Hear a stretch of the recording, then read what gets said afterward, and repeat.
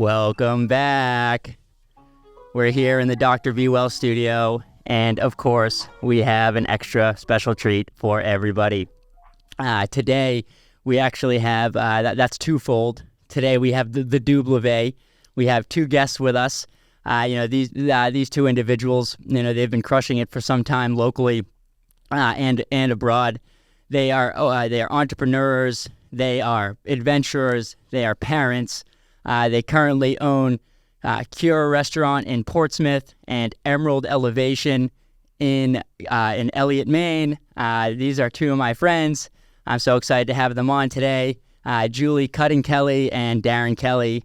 Welcome aboard, guys. Thanks for having us. Thanks for having us. Our pleasure. You're very welcome, and I'm so excited to have two guests on.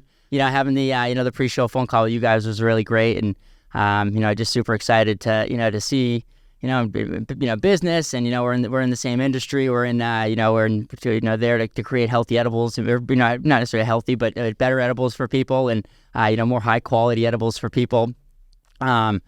So I want to get started. You guys are if you could tell from the introduction, these two individuals are married. You guys have been married for some time. How long has that been for? 14 years now? With a question mark? I think so. Every day feels like a first, like a honeymoon, but 14 years. Will be 15 this year. Yeah. Wow, that's impressive. I'm going on about 2 months. Congratulations. Yeah, thank you so much. No, Well, no, man, you want to know what you do need? It is congratulations, and you do need luck, right? Like, that's what I'm seeing. My partner and I, we've been together for like 8 years, and we have a kid together. So like we're doing it, we've been at it, and Absolutely. so it's not like the marriage is completely new or has changed too much. But it's really, it is. You need a little bit of luck. You need a lot of hard work, a ton of compromise. Tons of things to make it work. And you guys, you told me a kind of just a little bit about who you were. Julie, you're local to this area, to the seacoast, and Darren, you are from up a little bit north. Yeah, northern Maine. Julie referred to it the other day as the county. Yeah, it's the county. The county. Aroostook County. I'm from Holton. Okay. So it's basically Canada. We're right on the border. It's the very last stop on 95 North. So it's either where 95 begins or ends, depending on which end of the country you're at. Lots of potatoes there. So there wasn't a whole lot to do. Yeah. Completely different than this end of the state, and it back when I was a kid, it was like you wanted to go anywhere. It was a 2-hour drive to get to Bangor. There was no shopping mall anywhere near unless you went to Bangor. Eventually they did get one in Presque Isle, which was another hour north from Holton. So, An hour north. yeah. So is that in Canada? No, it's still in Maine. There's still Oh, because you're going like this in Maine. Yeah, you got like a solid 2 to 3 hours of Maine left. Maine's so good. Yeah. So good. It's just so big up there. I feel like it's going to change at some point where, not that it's going to be so big, but I think that more people are going to move there eventually, like as the climate warms and stuff, and this becomes a more desirable area. You wonder if it will get more developed. And I think it would have to get more developed if people are going to move up there, because there's just not much for people as far as work goes. Like you've got like 3 or 4 industries up there that are really hitting it hard. And if you're outside of those industries, there's really not much for you. Obviously, the cost of living is substantially lower than it is anywhere else below, Bangor. Is it near Millinocket? Is that close at all? Millinocket's not far. Yeah, I just had a buddy move up there. Yeah, that's the halfway point between Holton and Bangor. It's like Millinocket. Okay, yeah, my buddy just went up to Millinocket, and he was from Miami. He's from Lewiston, and hey, we love the people from Lewiston. God rest the people who we lost souls. We definitely stand with them, and that's a brutal fucking thing that happened. Awful. Terrible. It's just like seeing all the, in our industry, with all the cannabis companies and stuff, there's a lot of companies in Lewiston. I've spent time up there doing that. I've been to that bar. Senseless, Yeah, senseless. This could have been preventable like 10 different ways, and like, yeah, just horrible. But no, nonetheless, my buddy went from, my Lewiston buddy who lived in Miami, and now he's up in Millinocket, and like quite the change. Yeah. But he's loving it. He's ready to move back home. He's obviously he's a Mainer at heart, so he was he's digging it. Going to the local farmers market to get all the food, and it's just great. I'm happy for him. We went up to Millinocket to this place called Three Rivers Farm. Yeah. That's a place you go camping. You can jump out of a plane and go whitewater rafting. Oh, wow. It's a lot of fun. So it's a free plug for them for sure. Yeah. Get your ass up to Three Rivers to lie. You got Baxter's right there. So the Baxter State Park mountains there. You got Mount Katahdin. There's all sorts of cool stuff to do. Yeah, my friends, some of us hiked Katahdin. That was like one of the things you could do instead of like jumping out of the plane. So it's the best. Yeah, and now they're having all the legalized cannabis campgrounds too. So yeah, I want to plan a group trip with some friends to do that soon. Yeah, it's cool too. And like maybe with what you do, like there's probably some room for like some it's like an outdoor barbecue type of deal where once we can consume socially, and that becomes a consumption, because social consumption becomes a more of a thing, then we can kind of I can't wait for events like that. You just have these big huge cannabis events where you're having all these people who are great at cooking and great at cooking edibles, and everyone just coming together having a great time dancing. I'm super psyched about that. Yeah, I mean, I know there's definitely some of those spots out west in like California where they do those dinners and stuff. Not sure when we'll be able to do that here on a not so hush kind of situation. But yeah, there's definitely a lot of that stuff. Yeah, we get asked a lot about if we're going to expand into dinners and private parties. And yeah, we love doing savory items, and we've got quite a few menu items that we love to do, but I think there has to be that market for it. It can't just kind of be sold in a dispensary or a recreational store. It's got to be something that you can really sit down and enjoy on a plate. And yeah, there's just the limitations on packaging, and then you've got to deal with the shelf life of the product if it's going to sit in a dispensary. Yep. So it's like the savory thing is, in theory, a great idea, but then you have to look at all of the other hurdles that you have to jump over with the packaging. And then how can it stay on a shelf for an extended period of time and still be good? Yeah. So there's a lot more to it than just being like, oh yeah, that's a great idea. Right. Yeah. We've had a couple of ideas where we got shot down because of what we were trying to infuse, and the state was like, yeah, no, you can't do that. Really? Yeah. Wow. They told you couldn't do certain things. Yeah. Proteins, you can't, Okay. Well, yeah, I mean, I guess does that make sense? Does that make sense? I think it makes sense. It does, because, a lot of those... It's on the sauce. USDA you'd have to deal with, because you're selling a product to a consumer that is, watched pretty hard. Yep. So that would be pretty cool, though. Like you're saying, like if you went into a dispensary and you had like these pre-done Emerald Elevation pre-done meals, you go in there, you get like a little bit of rice and chicken, and it has a little cannabis in it. That would have been and maybe eventually the USDA, we figure out that loophole, and we figure out how to deal or how to work with them. Yeah, it could definitely be something down the road for sure. Yeah, but again, at the same time, there's got to be a market for it. All these things sound like great ideas, but then you have to worry about the people going into these locations to buy said product. How many of those people are looking for something like that? So some things work in certain areas and they just don't work in others. And that's something that we've learned in this short journey that we've been on in the industry, is that not everything works everywhere. For sure. So for sure. Trying to find those things that do, and really bring it to the next level. Yeah, and not everything works everywhere, but we in this situation we have the county boy who came down here, was searching for a way to find to find, and that's where you find you kind of want to get out of Holton and start cooking, and you got you started becoming a chef in Portland, right? That's where you got started. Yeah. And my parents owned a little place that was a little pizza shop / general store, and I was in high school. And obviously I had to work. That was part of the thing. And so I was just in there making sandwiches and pizzas. And then when it came time to go to college, it was like, where are you going and what are you going to do? And I'm like, I don't know. What can I do? So I was like, you know what? Screw it. I'm making pizzas and sandwiches. I'll just go to culinary school. Hell yeah.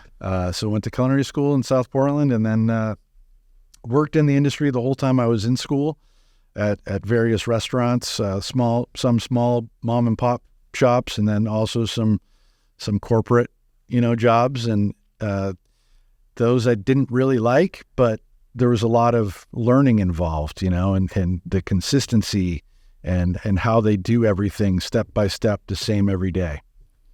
So that's huge. So important. In the restaurant world, and I think in many aspects of the world, is being consistent is key.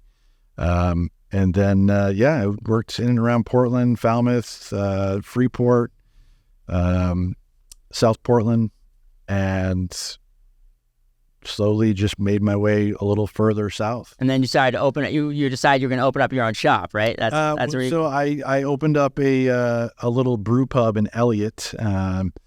Before that, I was working at a restaurant in Freeport, and we were in the process of opening up a sister restaurant to that place in Portland. And then the deal kind of fell through there. There was a lot of stuff going on behind the scenes with the investors, and everything just kind of imploded. So it was like right before the holidays, and there was two of us, a buddy of mine who owns a restaurant in Kittery now, Annika Jan's. So a little plug there. Go check those guys out. They do a great job. Yeah, we like them over there for sure. Giddy up. So he had moved up from Boston, and coming from Boston to Portland was a pretty good jump for him. Like, things are a lot different in the food scene in Boston than they were in Portland at the time. More positive? Yeah, it was just, it was a beast. He was working at a couple of big name restaurants down there in a restaurant group, and came up here and was like, okay, we're going to do this and it's going to be great. And then right before the holidays, like I said, we got the call that it wasn't going to happen. So we were like, shit, now what do we do? And then we got a phone call from another friend who was involved in that restaurant and the sister restaurant to that. And he was like, hey, I just got off the phone and we might have an opportunity for you guys. So we got a call from Fred Forsley, went down and checked out this spot in Eliot. And we were both like, where the hell is Eliot? And so we showed up and it was a strip mall. And we're like, I don't know. Like, what do we do? Did a walkthrough and opened it up. We just we did our own thing. We were a lot different than a lot of the other restaurants in the group under that umbrella. But just crushed it. People know about the Shipyard Brew Pub. It took off. We started out really small, and then after the first year, we literally tripled in size. Hell yeah! Is it still around? Yeah, it's yeah, exactly. Okay, because when we were talking on the phone, I wasn't positive, but then I was like, holy shit! I'm quite certain this place is still around. Yeah. So you're not running it anymore. Yeah, no. I left in I think it was 2010. Yeah, what was I get there? You gotta get there here quick. So you were working there in the Shipyard Brew, but you started this up, and then Julie, where were you at this? Where were you? Who let's totally. So he was the county boy, and you were you were a local seacoast. I was born and raised salt of this earth right here. My mother was born and raised in Eliot. My father in Portsmouth. And I was basically a wild child most of my junior high and high school years. And it's so funny because I remember getting pulled into the principal's office for cannabis and him looking at me and saying, smoking and alcohol will never get you anywhere in life, Julie. And now I own one of the most popular restaurants in Portsmouth and a, very well thriving cannabis edible company. Alcohol and weed did get you somewhere. It did. It gets me somewhere. Together. Yeah, together. I know. So basically I was living in my parents' in-law apartment in Eliot, having the best time of my life. All my girlfriends would come and we'd get ready and go out to State Street and just live our best lives. And they came knocking one day and were like, if you don't figure out what you're going to do with your life, we're going to cut you off. Oh, man, that can't happen. So I basically signed up for culinary school at York County Technical College. It was technical at the time. It's community now. and did a year program there. And it was just so short. It was so quick. It was like one day you're making soups and sauces. The next day you're on to seafood. And I just wasn't really getting what I was looking for. So I transferred my credits over to Le Cordon Bleu in Dover. So basically, actually, this is the really funny part, that one of the days me and my girlfriends were hanging around by the in-ground pool at my parents' house, and my mom comes over and says, "Oh, there's a new restaurant down the street. You're going to go apply for it now that you're in culinary school." I was like, "No, Mom, come on, not today." So they dragged me down, and I walk in, and Darren, as he mentioned, his partner Jason was there, and he's got a big smiling face, and Darren didn't have any employees. He had one guy. He was working 7 days a week. And I go in and I'm in a white dress and I've got my tan and I just think I'm the coolest thing. And I walk in and I say, "Hi, chef. I'm in culinary school and I want to be a line cook for you." And he looks at me like, "Yeah, okay." And so I was like, "So are we going to do this?" And he's like, "I'll think about it and I'll call you." And I was like, "Oh, okay, great." So I get back in my mom's convertible and she's like, "How'd it go?" And I was like, "He's going to call me." I get a call about an hour later from Jason. He goes, "I am so sorry. What did the chef say to you?" And he said he was going to think about it and he gave me a call. He goes, No. You are hired and we're going to pay you $11 an hour. And this is 2005, mind you. I was like, $11 an hour? I'm making nothing right now. This is great. So I took the job and I would go to culinary school all day at McIntosh College in Dover and come over after. And Darren would cook the sauté side and I would drop the French fries and make the wraps and all of this. And he'd bark at me, "Well, the burger's ready. Are the fries ready?" And I'd say, just 1 minute, chef." And he'd go, "Well," process. And he'd go, "Well, it's a good thing their burger's going to be cold and their fries are going to be hot." So needless to say, we had a little bit of a tumultuous relationship there for the beginning part of it. And like I said, I was a wild child. I didn't have a driver's license at the time. So nightly, I would cross 236 to get back to my parents' house. And he'd pull up in his Mitsubishi Montero Sport and say, "Do you want to ride?" And I'd say, no, thank you, after him barking at me all dinner service. So I would cross 236 and walk back home. And this had went on for months. And finally, I always thought he was adorable and I respected how hard he worked. And I liked the way his butt looked in his chef pants. So he pulled up one night and he says, "Do you want to ride?" And I said, "Yeah." And I get in and I go, "Well, where are you going?" And he's like, "I'm going to Portland to the Ale House to watch a band." And I was like, "Yeah, okay, I'll go too." And he goes, "I'm not coming back." And I was like, "Yeah, I get it." Like, as in, like, dude, I'm sleeping over your house tonight. So we did. And then, no, we did not. It didn't transpire that night. No, exactly. It took a while. I'm a lady. Yes, giddy up. But I love it. But a couple of weeks there of like, and not that yeah. Even if you had that night, you might have ended up still right here. And so maybe and we can be ladies, but we could also No, of course, be free, do what you want. Actually, I was like, so we go to the ale house, we go back, and we're kind of laying in the bed. And I don't remember any of this. Is he gonna make a move? Like, see what's happening here? So I remember calling my girlfriends, being like, "He didn't make a move."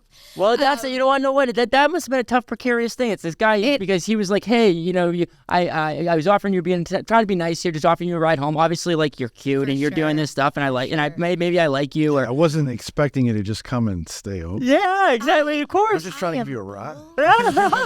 I go after what I want. That's it, man. Giddy up. So basically, it was kind of some awkward cooking shifts, and then the whole shipyard was like a family. And Chuck was this just very charismatic bartender that we worked with, and he finally caught wind that we were dating. And I'll never forget. There's a Chinese food restaurant right next to the shipyard, and he was like, "I'm gonna get some Chinese food. You want some?" And I was like, "Yeah, sure, whatever. I'll have a B2 or whatever it was." And Chuck goes and puts the office chairs together, lights a candle, and I come around, and there it is. I was like, this is so mortifying. Like, we're still in the awkward state, but yeah. So basically, we started running from there. I went up to Portland and did an externship for Harding Lee Smith, who owns the front room and the corner room and the grill room.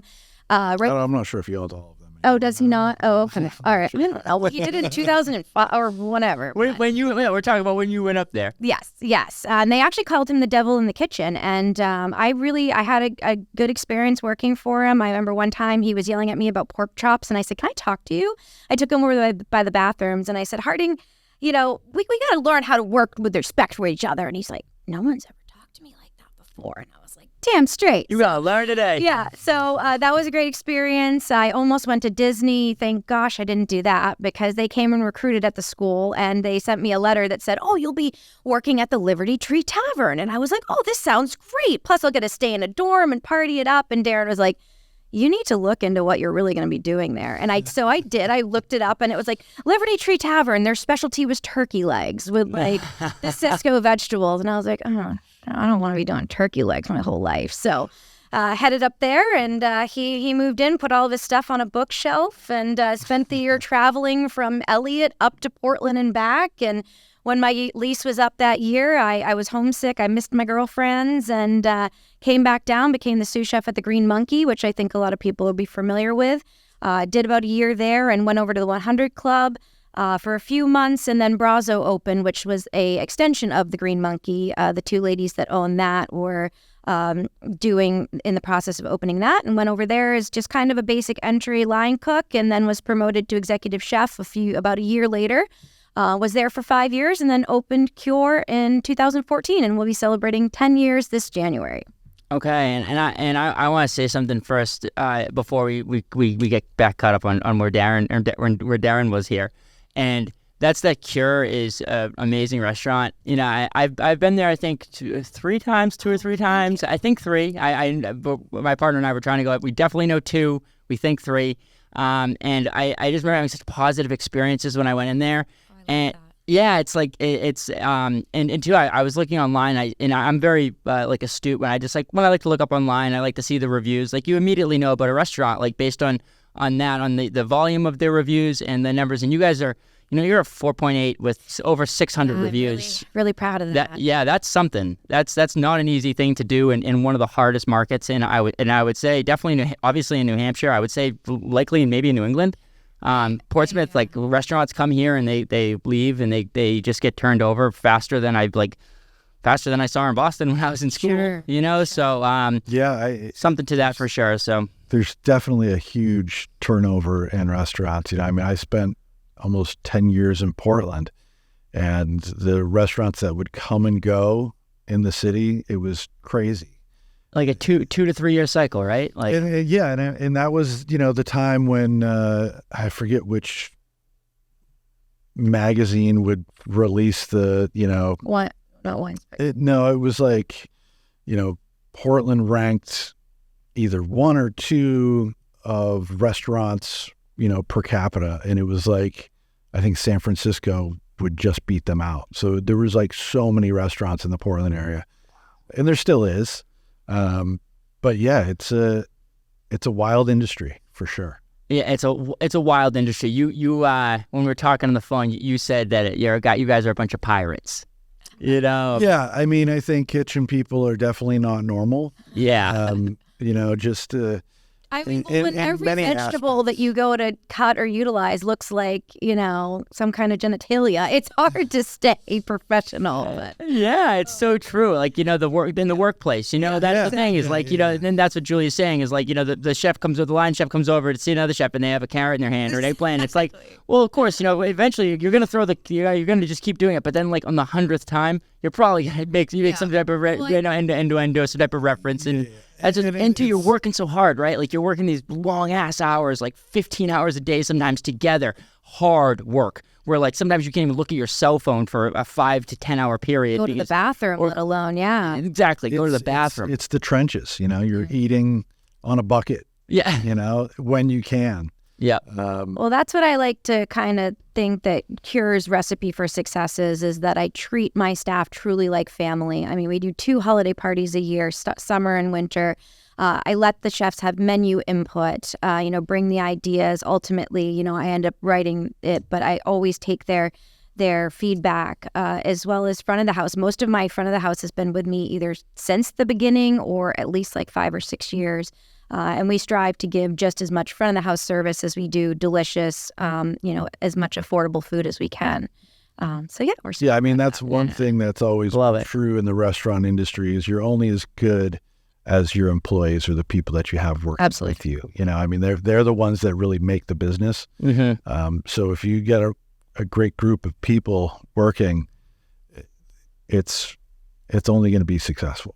And one thing that I found really funny is that when we were talking to you, like, it's so rare to find a couple that work together in a restaurant that stays long term. Yeah, yeah. But I mean, let's be honest, we didn't work together for all that long. No, Well, that's true, and that's right. what I'm saying. As I'm saying that we did not do that. Yeah. You stayed at the Union Bluff for 12 years while I was manning Cure. But now we're doing this together, and it's actually a lot of fun. And it's surprising to see how many other couples there are too. In the restaurant space, that's a unique thing. But in cannabis, it's actually very common. It's common. Yeah, it's super common in that. And you guys, we spoke to that a lot. Like Darren, that's kind of like where you were at, right? Like you had been you went up to Portland. You ended up moving on from the Shipyard Brew Pub because they kind of wouldn't let you do your thing, right? It's Like just more or less, a difference in what the business should have been. Like they didn't really want me or someone like me that was going to create and execute and do all these things. They just wanted a yes person. Yeah. Basically, here's the menu that you're going to be doing, and that's it. And I was like, well, there's really no creative input in a lot of those things. And I was like, that's just not for me. That's not where I want to be right now. And so I'll stay on as long as you want to bring someone in to take over that role, and I'll show them like what I'm doing. And they're like, okay, cool. And then I just kind of took some time off because I hadn't had a lot of time off. And I forget, there was like something else was kind of going on around that time. There was like, we had just bought our house like not long before that. And there was a lot of things that I hadn't done that I wanted to do. So I took some time off, and then my phone started ringing, and it was like, hey, where are you? Do you have a job? Like, what are you looking? Like, I know a guy, you got to talk to this guy. And like all the time, because I had a lot of friends that were sales reps in the food industry. And, obviously word travels fast, and they're like, hey, if you're looking for somebody, give them a call. Yeah. And I just kept getting these calls, and I got a call from the chef at the Union Bluff, and he was like, hey, you should come in so we can talk. And I was like, okay. So I went in, and we sat down and talked for a little bit, and just kind of talked about the industry and where we were both at with it and our experiences. And he's like, okay, cool. So when can you start? And I was like, wait, what? Like, I'm not ready to do that yet. Like, I'll think about it. We were just vibing, bro. And he was like, so next week? And it was only been, I think, like a week and a half or 2 weeks since I was done at the brew pub. Oh my Lord, Darren! I thought we were talking about like a couple of months here, dude. No, like you're talking about too. This is the chef lifestyle, right? Like just the guys who used to work at 15 hours a day. It's like I took some time off. It really was a very short time. I took the weekend off. Yeah. But no, and I was like, I want more time. Yeah. So it ended up, I think I was like, I'll talk to you next week. Yep. And then I took the job, and at the time they had built a function hall where they were doing a bunch of weddings, and there wasn't a whole lot. I think that first year I was there, somewhere around like 30 events for the whole year. And yeah, the Union Bluff is a beautiful hotel on York Beach. For the listeners that aren't as local, it's a beautiful hotel, historic hotel even maybe. Yeah. That's on York Beach. It overlooks the beach on Short Sands Beach. It's absolutely wonderful. I haven't had the pleasure of eating there. I'm sure it's not as good as it used to be. So there was two restaurants within the hotel, a pub, and then more of a quote unquote fine dining side, which was the grill. And then there was the function hall, the meeting house, which was a standalone building that had 2 kitchens in it. I think it was like a 230 person capacity in there. So a big room. And that was really starting to like get hit by the time I came on scene, because I think it was like June. So the middle, summer was just getting ready. And Carl, who was the chef there at the time, was basically doing all of the events. So I kind of just got thrown in the hotel, and was like, okay, here's the dining room. You can do this all by yourself. It was like 40 some seats, I think like 42 or something with the bar. Welcome back. And he's like, you should do whatever you want. And I'm like, what? He's like, yeah, whatever you want to do. Just, write a menu and whatever you want. So I'm like, okay. So we started doing that, running a bunch of specials, and then I was like, shit, it's literally just me. And then there's, 4 or 5 guys cooking for the pub that would crank, with the exception of me dropping anything in the fryer or throwing something on the grill. The guys from the pub would do that. And then it just slowly got busier and busier and busier as the years went on. Carl ended up leaving, and I basically just kind of jumped into that role of the executive chef for the entire property. And it just started getting crazy, like 70 events a year, beer dinners and wine dinners in the dining room. And then we would do 3 of each a year, selling out before the menus were even written, or we had committed to a brewery or a winery to showcase. And people are like, what's the menu? What's the menu? And I'm like, oh, it's already sold out. So I guess I'll just take my time doing it. Yeah, right. That's but wild. that was fun because it was like, So it wasn't like a regular restaurant that you could come into. well, no, it was, but we'd do those dinners on the off season, Yeah. Okay. and we would just sell them out, like just one seating, Wow, that's pretty cool. 5-course. Do they still do that there? I don't know if they still do it there. I did. I think they did 2 or 3 after I left. Cool. I don't think they went over well. Yeah. Right. I ended up going back after I left and did one that I'd already committed to. And it was, those were fun because you could just be creative and do whatever you wanted because people didn't have a choice. Like they got what they got and they didn't get upset. Yeah. And if they did, it didn't matter. Yeah. Right. Exactly. Right. That's cool, man. Yeah. It was fun. And I did that, and it was kind of like, hey, we want to start a family, and this lifestyle is just not going to work for that with the hours. And I was just getting burnt out and done and over, and I wasn't going to get any younger and tired and sore. Yeah. Yeah. It's a lot, man. Standing your feet in the kitchen for 15 hours a day. It's not, it's not easy. And I had 12 some hours a great day. help. I mean, I had a great staff that worked there. Yep. They were huge.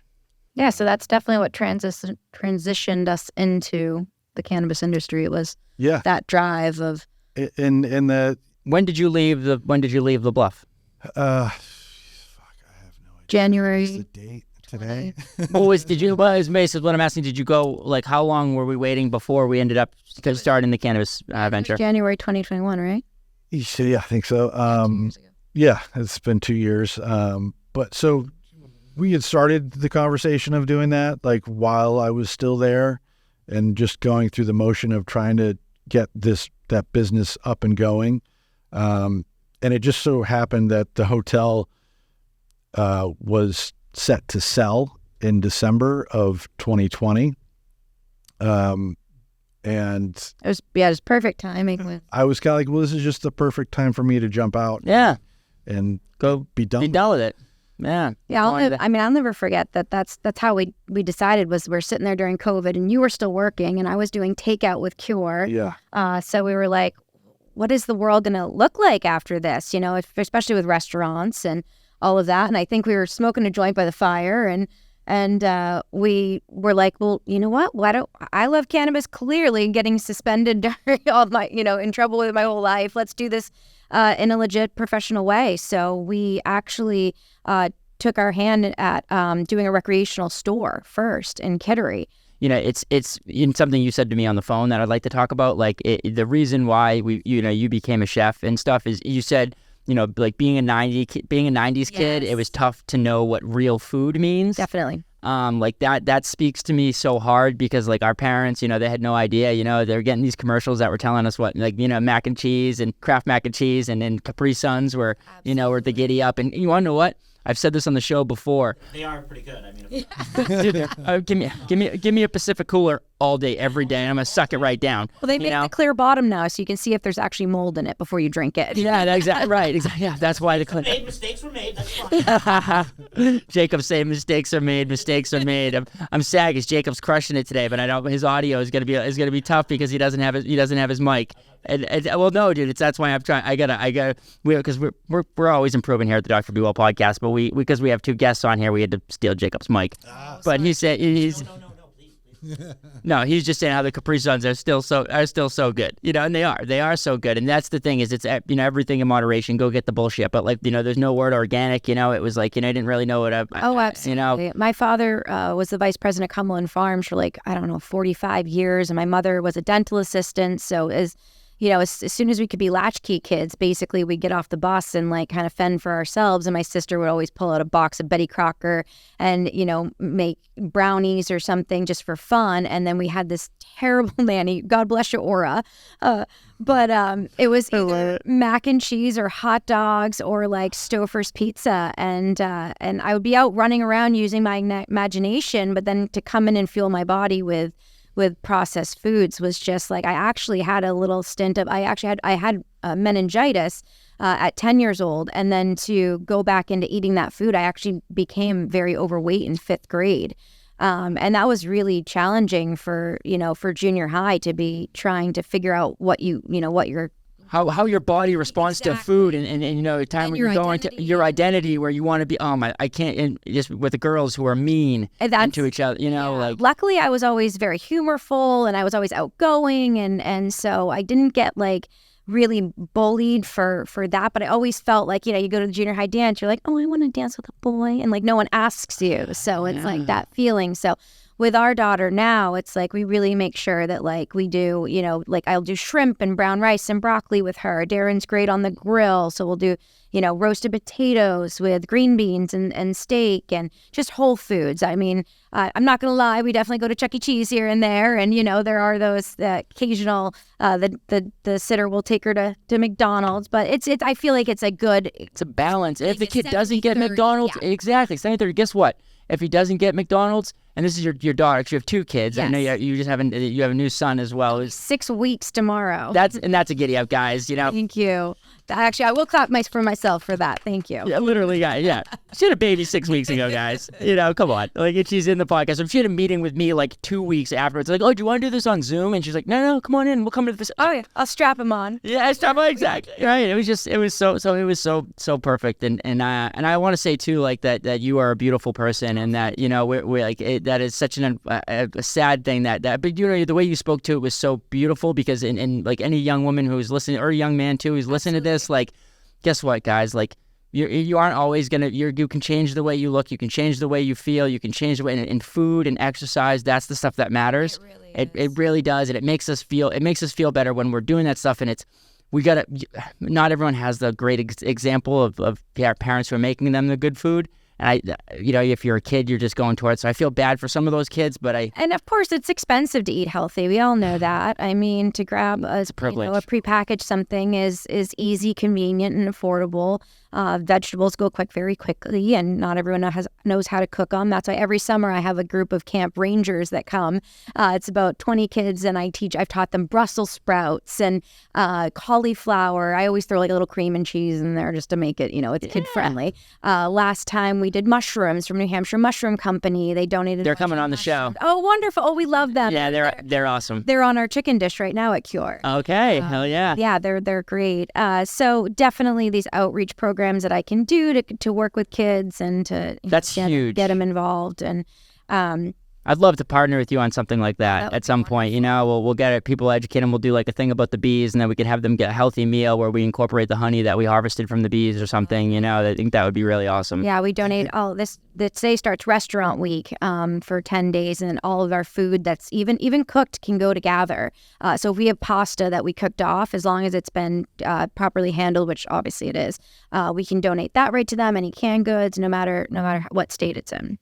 That's awesome that you can donate the cooked food, and for the audience, it's amazing. Yeah, because that's always a thing that you can't do, and it's you have to throw that shit out, and it's must suck, right? It must have sucked for so long. 2 years ago, that there was thousands of pounds of spaghetti that were dumped in New Jersey or something, in the woods. Yeah, right. Why don't dump it? Donate it. Don't dump it. Don't dump it. Donate it. Exactly. It's I'm blessed that my mom, God rest her soul, she's with us now, but she taught me how to cook. She's not a classically. It's funny, you look Le Cordon Bleu, the schools that, the Le Cordon Bleu is a certification that this beautiful school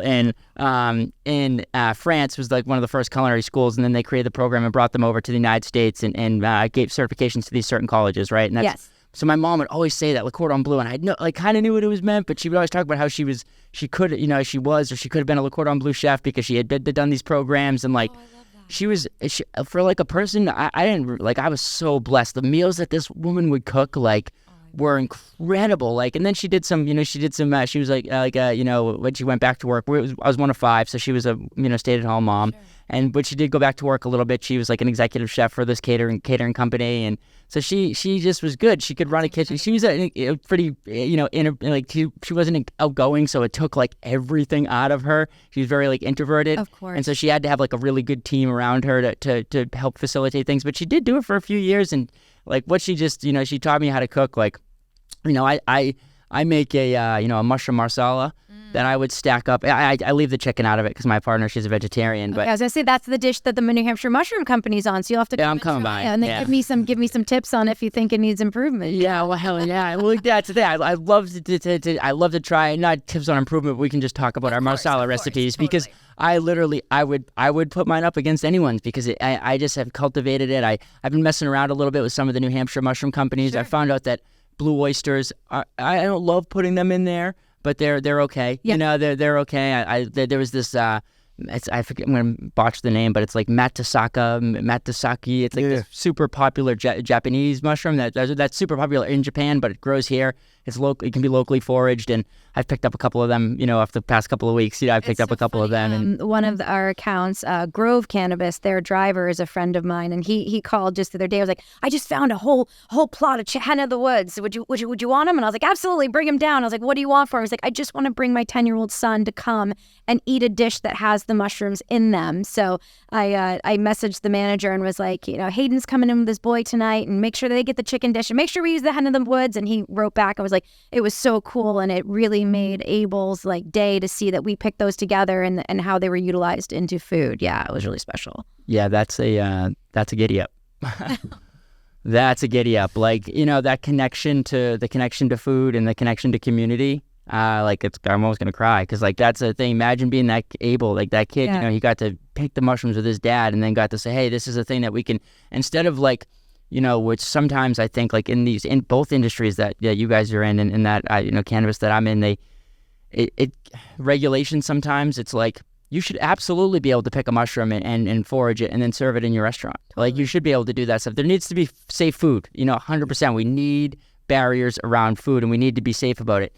But we need to allow for stuff like that to be able to happen. I know, and that's what you guys do at Cure, I think is really cool. You're telling me more about it, like the local makers, the local, you're getting all the local, local food. And, before you even said something, and something I kind of wish I knew more about, and maybe you guys can educate me, about is, you said like the Cisco vegetables, because Cisco is the big food company that you see that's delivering to a lot of, restaurants and a lot of, so Cisco, that's not good, right? They've done a ton of work actually though over the past 10, 15 years on really having sustainable practices as well. And they also do buy a lot of their produce from local farms. Okay. Yeah. Okay. Yeah. So they're actually doing a decent job. I had that mentality for a long time too. I think all companies are kind of making that change and learning to utilize, what they have available around them. With someone like a Cisco, they're a national company. So they're all over, the U.S.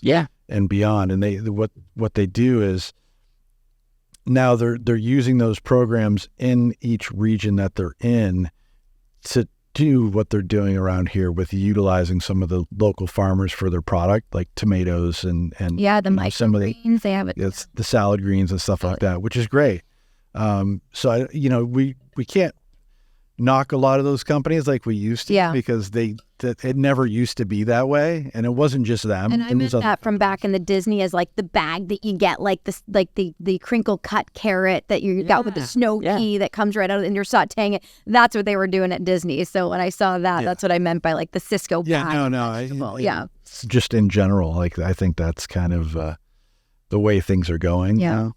Well, it's just it's a real thing, right? Because it's a different. You go to Applebee's and you go to Cure and you get a burger from Applebee's and it has lettuce, tomato, and the beef on there, bread on there. Then you go to Cure, the burger is so much like it's so vastly.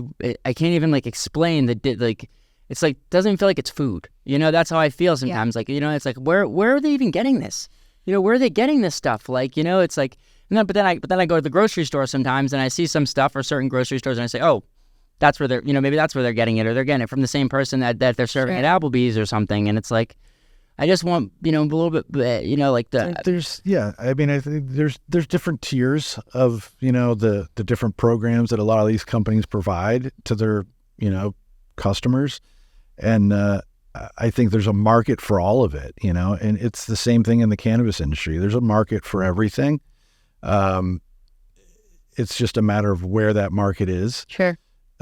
So yeah, I mean, the restaurants, the reason why those restaurants do so great, the corporate chain restaurants, is they're consistent. I saw a post from Eater just like 4 days ago that said the chain restaurants are making a comeback. That really, yeah, the Chili's it's the price point and the consistency. Like you know what you're going to get, you know how much it's going to cost, and you know what you're going to get every time. Whether it's incredible or just mediocre, at least you know what you're paying for. Yeah. You know? Yeah. $1 margaritas and shit, stuff like that. Yeah, you get $1 margaritas, and they're incentivizing you to come there as well, 100%. It's a real conversation to. Right, the people who are going exactly. That's what Darren's saying. There's a market for it. There's people who are willing to go and want that experience, or they don't care about that experience. They're just looking to get a cheap meal and fill your belly. Yeah, and no shame with that. No, I'm not sitting here judging anybody. I mean, like I said, I grew up on that. It's just a different route that I try to choose with my body. But no, for sure. But I just feel like it's not real. You know, I feel like I'm not. You know, I'm talking about Applebee's, and I'm not necessarily saying them exactly. You know, it's like.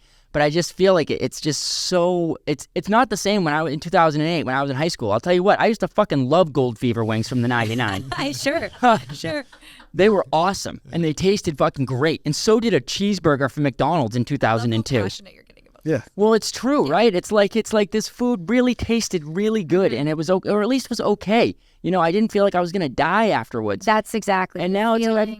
And I just saw something that, like, if you pull apart chicken McNuggets, there's like microplastics in there, like threads, and well, it's just now you're more aware of what it is. Yeah, that's exactly. Is that all it is? You're changing. Your body's changing.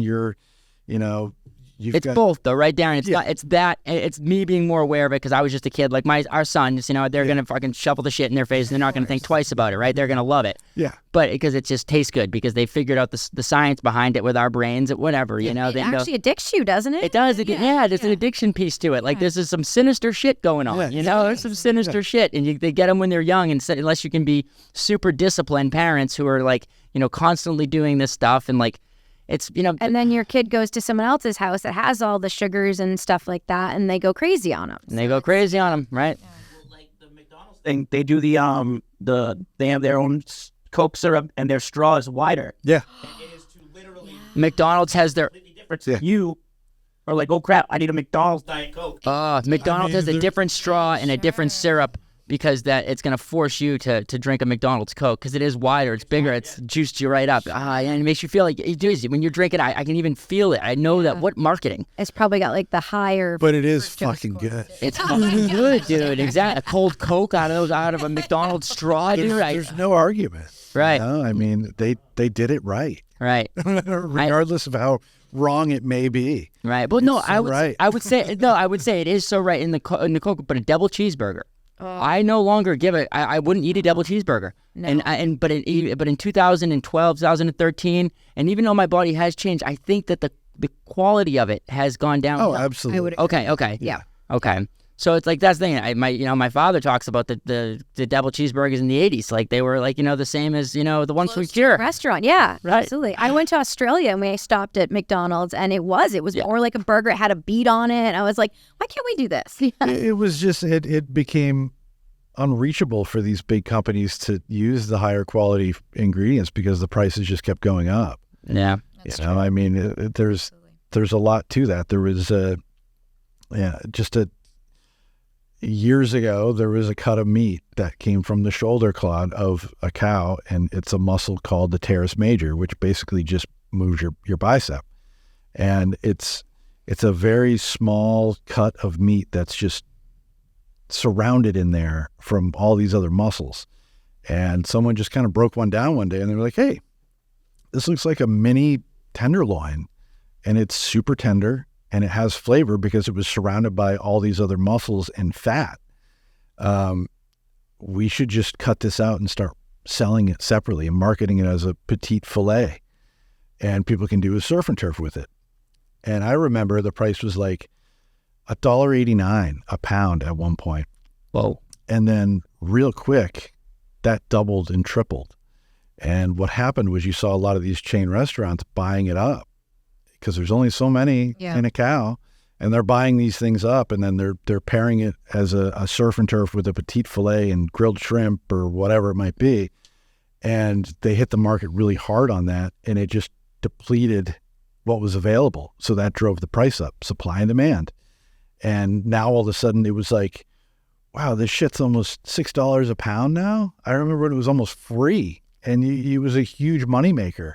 So I think that's what happens with a lot of the stuff. The same thing with short ribs, Those items. Yeah, short ribs wasn't that popular at first, and now it's like everywhere. So it's probably We've been doing a short rib since the day we opened, and now Because it was cheap. everyone's trying. Yeah, it was cheap. cheap. Exactly. That's how I always regarded it as. It was like, this is just a cheaper piece of meat. And then now it's like, it's everywhere. It's on every menu, you know? It's on Benedict in the morning. It's on, Yeah. The process isn't like a quick process. So that's, that's why a cheap product became often a more expensive menu item because of the process that it takes to actually make it and make it good.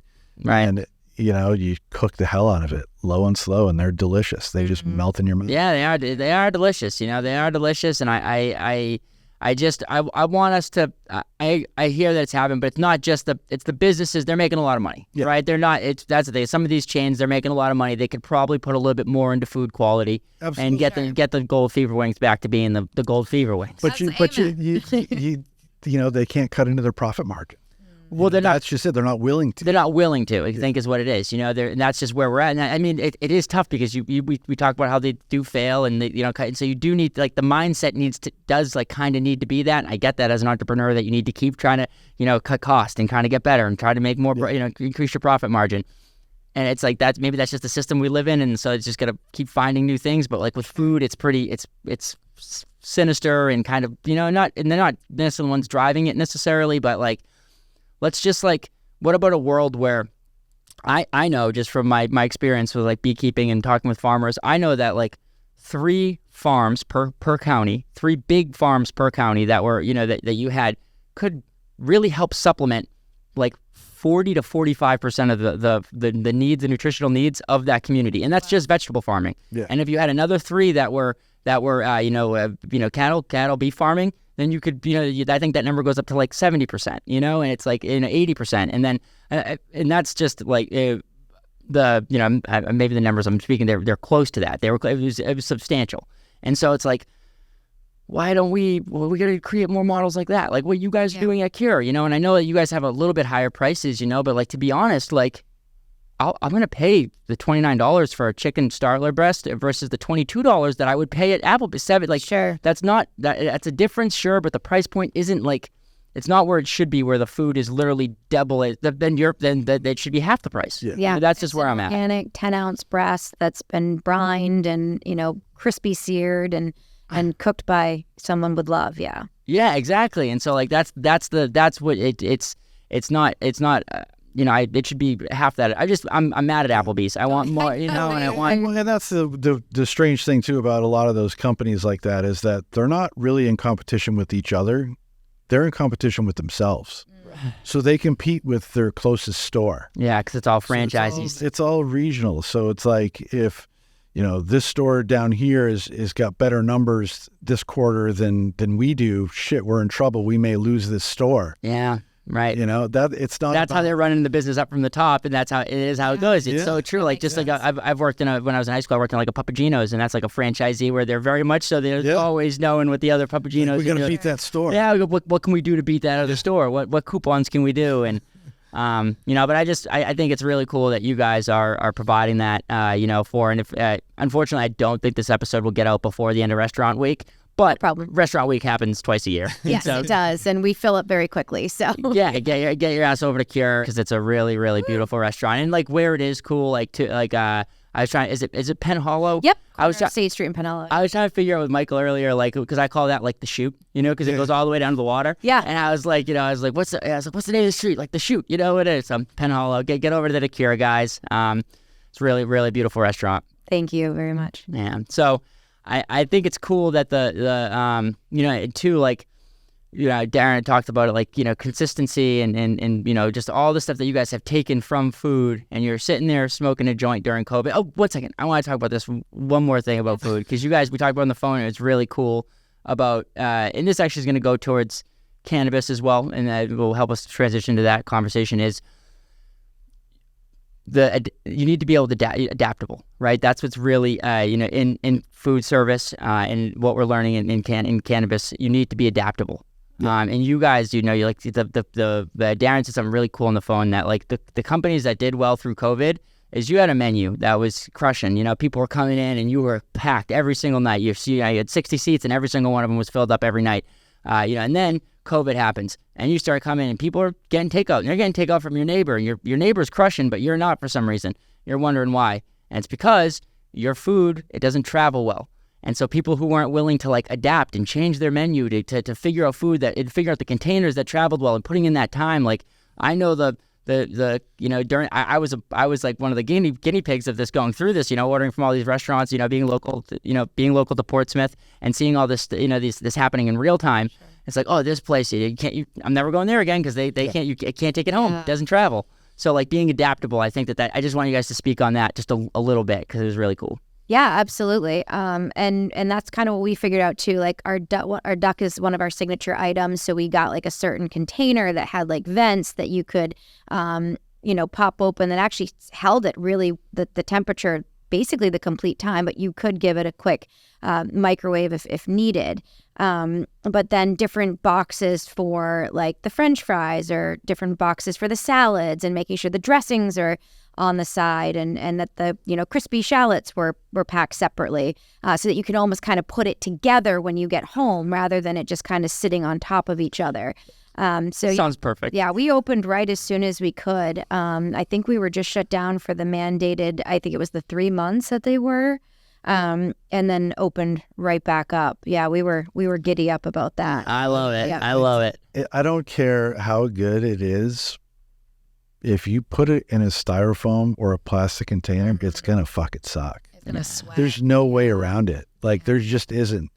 And, once the compostable stuff started coming out and everyone was getting on board, because they're like, hey, this is way better than styrofoam or plastic. And then even towns were like, we're not going to allow any styrofoam or plastic bags. Like, there was towns that were saying, no, we're not going to do that. So they were forced to buy the compostable stuff, yep. which is, it absorbed some of that grease, and they were vented so it would allow it. And it was good. It made the experience better. It wouldn't build any condensation inside the container that would just go on the food and make it soggy as shit. Yeah.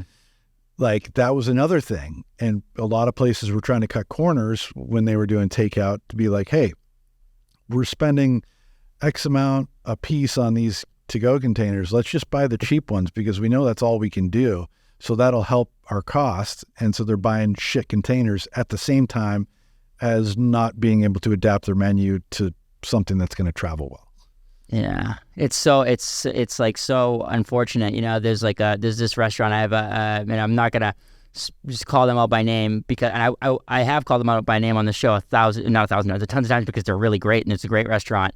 But they're using styrofoam for their takeout. And I know the owner, and every time I go in there, I see him. I say, dude, you gotta move on. He's like, he keeps telling me, I'm gonna, and he will. But they're so good. And just trying to work through that pallet that we bought. Yeah, exactly. Well, that's how it goes, right? Exactly. That's kind of what he's saying. He's saying to me. At the same time too, like, there was a big problem with getting a lot of those containers, because I bet everyone's doing it. So some places I get, like, they had to get what they could get. Yeah. Mm-hmm. So yeah. Off topic, but the price of rubber gloves. Oh my god. Oh yeah, the prices of all that stuff got jacked way up. Yeah, that's insanity. $157 a case. It was just, companies taking advantage of the situation. Yeah, that happened everywhere. So I just thought it was cool. Like you said, you need to be like adaptable. It's so true. And the companies that did that. Like I've always been tuned in on like food getting home. Maybe it's my old man who used to like drive 1,000 miles an hour and put the food underneath the heater and the thing, just think like that at all costs. He wants his pizza hot. Same way. Like if I get a steak and cheese, there's no stopping at Rite Aid to get my cotton balls or something. Yeah, no, come right home. Yeah, exactly. Yeah, that's if we call in takeout, like I leave as soon as I hang up. Yeah, regardless of how long they tell me. I want man. That shit as fresh as possible. Dude, it's programmed into my head to be the exact same way, and I just am that way because my dad made me that way. I'll show up early, and that's how I know the people in the restaurants, because I show up early, and I have to end up shooting the shit with them for 5 or 10 minutes, before I get my stuff. And I'm also like my partner would consider me extra, because I like. My wife. No, I think he's saying everybody. Oh, because I love it. No, everybody would consider me. My partner's my wife, but I'm going to keep calling her my partner because I like calling her that, and even though she's my wife. But yeah, giddy up. That is actually that's more endearing. I feel like. Yeah, hell yeah. Partner in life. My partner, yeah, and so. You just call me your partner. I'm getting Darren in trouble. You guys are partners in everything. Yeah. You're partners in life. You're partners in business, and I couldn't imagine. I don't know how we she would help me organize a lot of stuff. She'd whip me right into shape, but I don't know how we would do working together, but Kayla and I. But what was I saying? That you're extra. Extra. I am extra, right? So like when I call a place, like I'm before COVID even happened, I'm telling people to put the shallots on the side. Yeah. The crispy shallots, make sure that they're on the side, and everyone would be like, well, why are you doing that? It's like, because they're soggy. Because they're exactly. They're soggy when they get there. I'm trying to have the best experience. You get a takeout fee. And then the tipping, which I'm all for, obviously. Like I tip sick. Like I need to probably scale it back. But the 20%'s on there. Like no matter what you. I love this. This is a great thing to talk about. And I didn't know if you guys as restaurant owners would be comfortable talking about this, because it is a thing. The takeout and getting 20% for takeout, it probably shouldn't be a thing. It should have been a thing during COVID, 100%, because there was. I don't mind it if it's being used properly. Yes. If it's going to the right place. Yeah, that's because true. At the end of the day, how do you and I know where the hell that 20% is actually going? Like, who's seeing it? That's so true. That's so true, especially when you're just putting it right into the machine. It's like that's why I like to do cash. I try to always do cash, and I like to give the person cash, not put it into even if it's a bucket. I like to do that too. But it's like, you were the one who helped me out. Here's the $5. Here's the $10. That's it. But I agree. I like to know things out, and people are always weird. Like you go to a CVS now, and it used to be just for a month, or even a week. They would ask you for a roundapp, for the charity. Yes. Yeah. Now these cocksuckers are, excuse my language, they're doing it always, and it's every single time, and it's because it's just helping out their bottom line, because they're just writing that off as a donation tag and making them look better. I do it at Petco. I already donate to the ASPCA, and through the business, and I donated to the Petco. It reminds me of Office Space, where it's like just pennies. Yeah. Just, that shit adds up quick. It adds up. Especially if it's like on a large scale like that, Dude, it's a little much, So we just gotta, we want to tip the people. We want to make sure that they're getting it. Exactly. But also, let's just create a little bit better of a system where people can feel like they can go, because it's affecting where people don't want to even go and get food anymore sometimes, and then it creates a negative interaction, because you want to, my dad, for instance, he gets stressed about it. He wants to always give somebody $5, but he doesn't want to give somebody $20 for picking up pizzas. He doesn't want to do it. Yeah. He was a guy who would tip people before COVID was even a thing. He would give the takeout people, $2 or $3, whatever, when he would go pick up.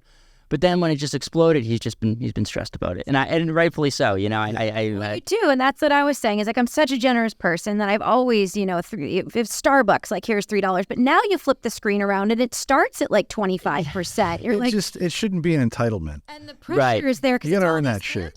It's these handheld ones too, where they're like, okay, and now tip me. Now tip me. Oh, yeah. Sure, okay, let's do the 25, and especially if it's deserved. I will grossly lay down, 30 on. Yeah, exactly. Yeah, if you crush it, if I go into Kira and one of your servers absolutely crushes it, I'm asking them for menu recommendation. Empty drink, and I seltzer and cran. I don't drink alcohol. It's my go-to. How many times do I just get a seltzer with a lime? I'm like, it's not that hard. Right. But yeah. Also, right. Just to go back to the adaptability thing, it wasn't just about COVID and the takeout thing and what was going on there. It's just in general, as a whole, the business needs to be able to adapt to any kind of change that's going on, whether it's a fad or a trend. Like you've got to give the people what they want. Absolutely. And if you can't do that, then you're probably not going to stick around very long. I mean, it's a lot of times I feel like it came down to an ego thing where the owner or the chef or whatever just only wanted to do what they liked. And it was about, I don't like this kind of potato, so I'm just not going to do it. But it's like, well, okay, but that's like the number one selling potato. So why would you not do it?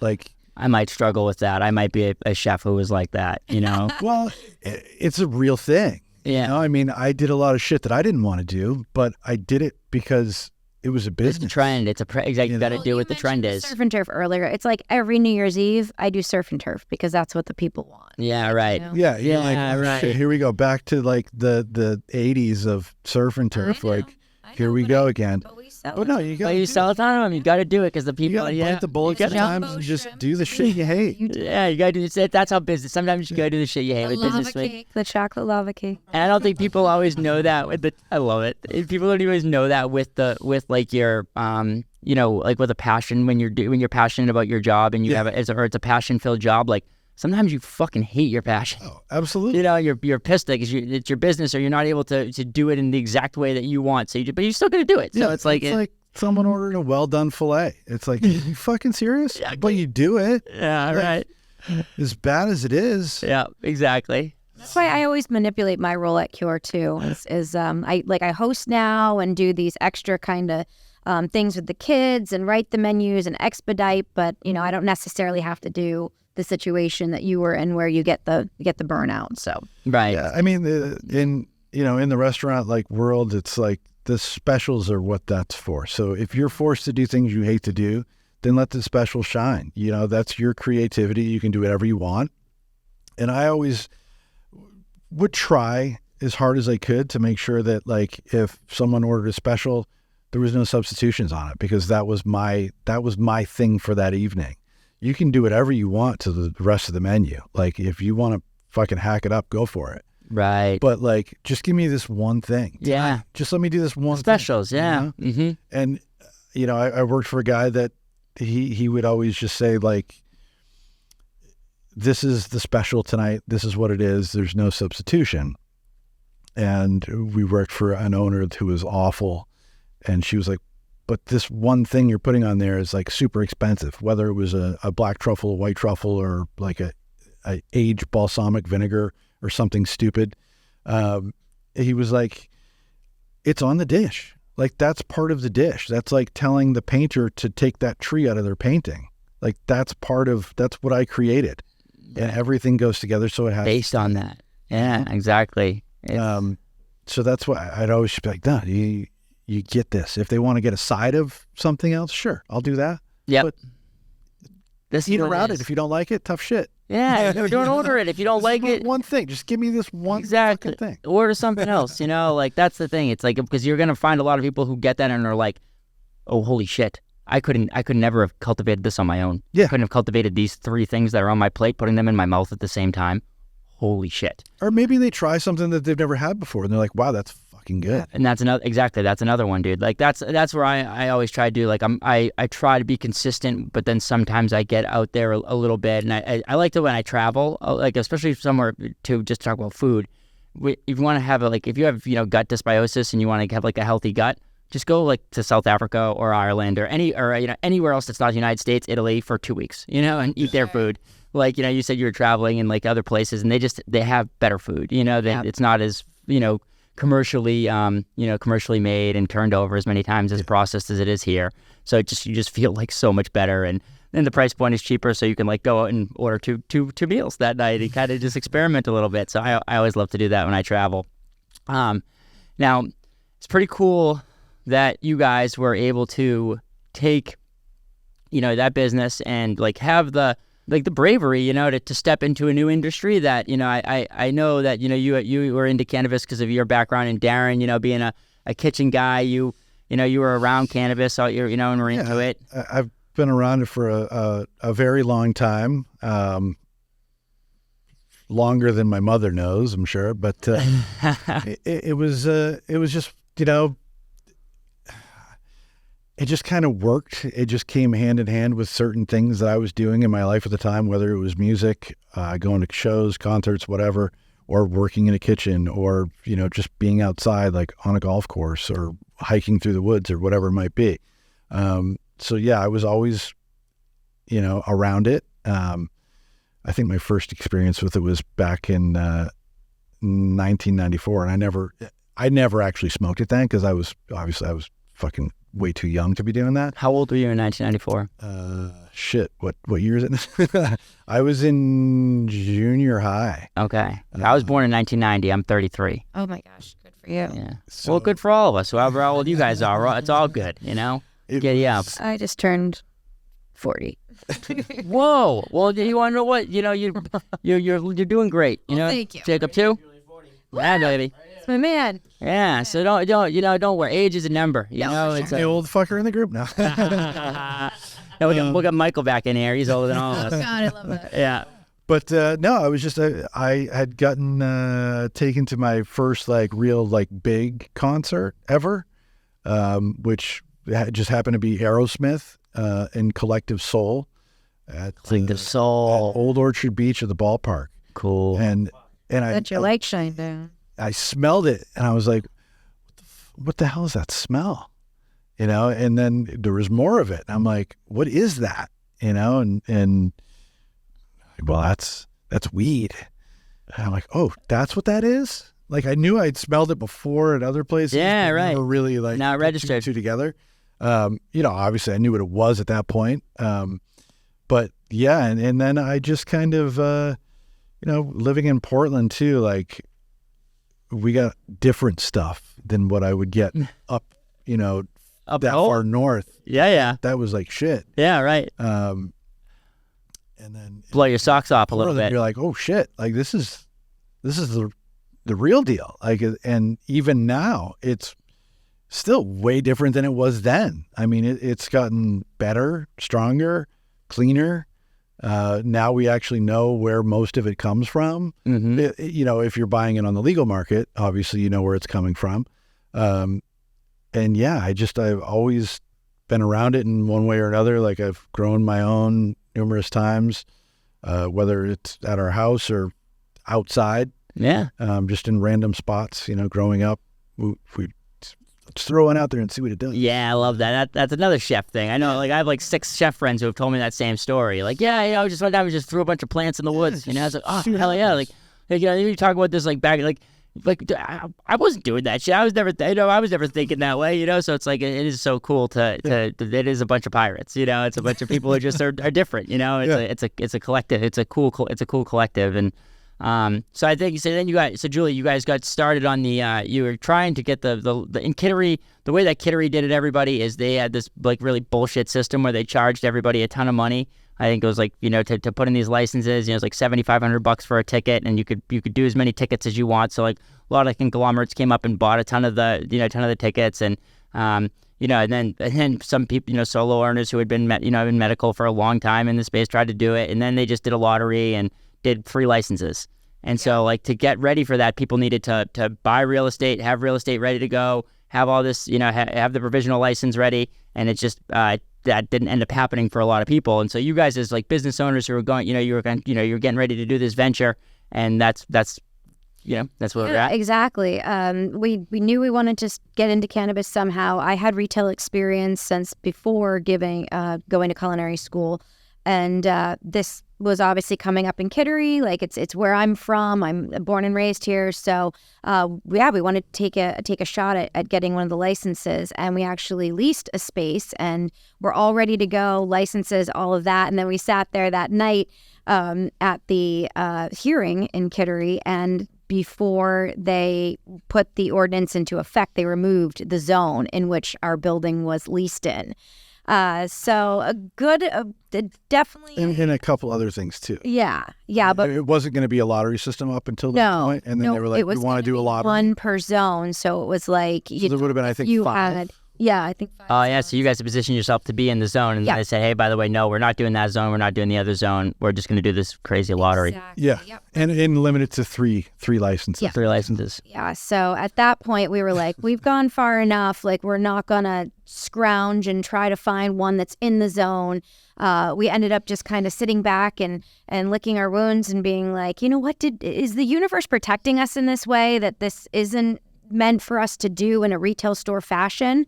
And we started talking and we're like, oh my God, like we're chefs, like we know food, what are we even trying to do getting into a retail space? So the real estate broker that we had been working with had our current kitchen. The space was available. It had been nothing for 20 years, just dirt floor, studs.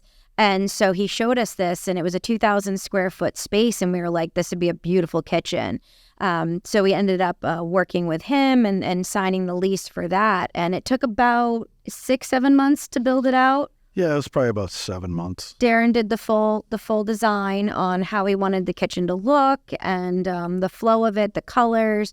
We had already had our logo and everything going from the store, so we just transitioned that into the edible company, and then started just testing like crazy different recipes and flavors and ideas of what we wanted Emerald Elevation to be and become, and what we want it to move into in the future. Yeah, it's a really beautiful space that you guys have created over there too. I was lucky enough to get a tour of it, a couple of weeks back, and the whole place is just absolutely beautiful. It comes in. It seems like it's a great place that you'd want to visit as a person who you may people you're bringing in to potentially do business with, or people that you're showing, and then also a great place to work. It seems like a really cool place to work, and like that's a cool thing that you've cultivated. Like tall ceilings. Yeah. Sometimes kitchens can be, they feel compact. Yeah, I mean, being in a kitchen for as long as I was in different, restaurants throughout my career in the industry, every kitchen was either extremely small or extremely low ceilings. So it's like you're ducking to get under the hood system, because it's so low, and there's like no windows. Yep. So it was always like you were in like prison or a dungeon. And Sure. we all acted like we were in a dungeon too, for the most part. But yeah, the high ceilings, it's a big open room. Still don't have those fucking windows though, because we had to frost those out. Oh my gosh, yeah. But we still at least can get some light in. Yeah, there is some light in there. The doors are glass at least. Yeah. So there's some light coming in there. Yeah, so the space that you guys have created over there is it's incredible, and I think that like the part of that is with kitchens, being so like small, like you were saying, Darren. It's like I don't have a ton of kitchen experience, obviously, but when I was doing, I've been to some of these. I was at the House of Blues in Boston. We were doing grilled cheese there. I was with these guys, my original partners, that I started the honey journey with.